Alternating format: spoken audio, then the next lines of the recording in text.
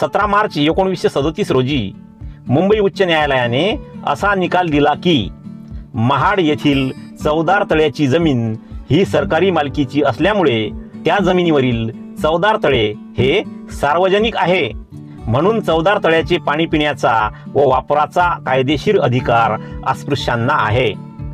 Barrister doctor Babasaheb आंबेडकरांना चवदार तळ्याच्या बाबतीत अस्पृश्यांच्या बाजूने न्याय मिळवून देण्यात यश प्राप्त झाले. 17 मार्च 1939 रोजी एल्फिन्स्टन गिरणी कामगारावरील गोळीबाराविषयी डॉक्टर बाबासाहेब आंबेडकरांनी भाषण केले. 17 मार्च 1955 रोजी आग्रा येथे शेड्यूल कास्ट फेडरेशनची विराट सभा संपन्न झाली. 18 मार्च 1955 रोजी आग्रा येथील रामलीला मैदानावर शेड्यूल कास्ट फेडरेशनची विराट सभा झाली.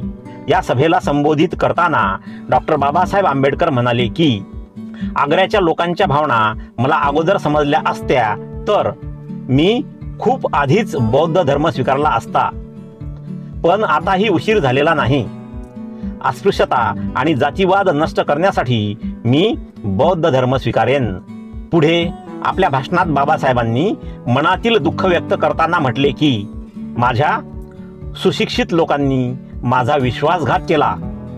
ही सभा संपल्यानंतर बाबासाहेबांनी स्वतःच्या हस्ते चक्कीपाट येथे तथागत बुद्धांच्या मूर्तीची स्थापना केली. आजही पूर्वोदय बुद्ध विहारामध्ये ही मूर्ती पाहायला मिळते.